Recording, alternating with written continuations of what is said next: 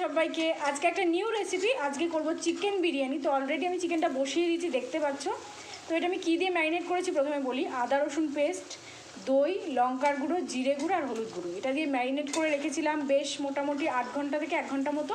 তারপরে আমি এখন চিকেনটা বসিয়েছি আর উপরে সামান্য একটু তেল দিয়েছি। তো চিকেনটা এখন একটু হোক, তারপরে নেক্সট প্রসেসটা তোমাদেরকে দেখাচ্ছি।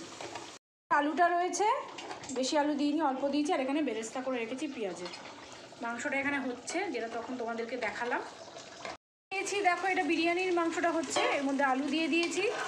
আর মাংসটা তো অনেকটা কষেই এসছে, এটা অনেকক্ষণ ধরে কষানো হচ্ছে। এবার দিয়ে দিচ্ছি কেওড়ার জল আর একটু মিঠা আতর অ্যাড করবো। দিচ্ছি একটু মিঠা আতর দিচ্ছি, সামান্য, একদমই সামান্য দেবো, কারণ আতরের গন্ধটা খুবই বেশি, সেই জন্য সামান্য দেবো, সামান্য একটু আতর দিচ্ছি, ব্যাস।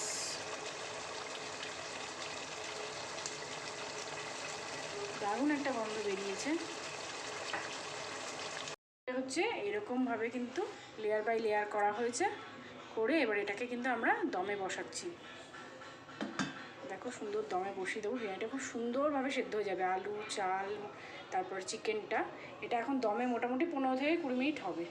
এটাকে কিন্তু দমে বসিয়ে দিয়েছি, বসিয়েছি। দেখো নিচে একটা তাওয়া রেখেছি, নিচে একটা তাওয়া রেখে তার উপরে কিন্তু ননস্টিক কড়াইটা দিয়েছি এবং উপরে একটা থালা দিয়ে তারপরে এই চাপা ঢাকাটা দেওয়া হয়েছে।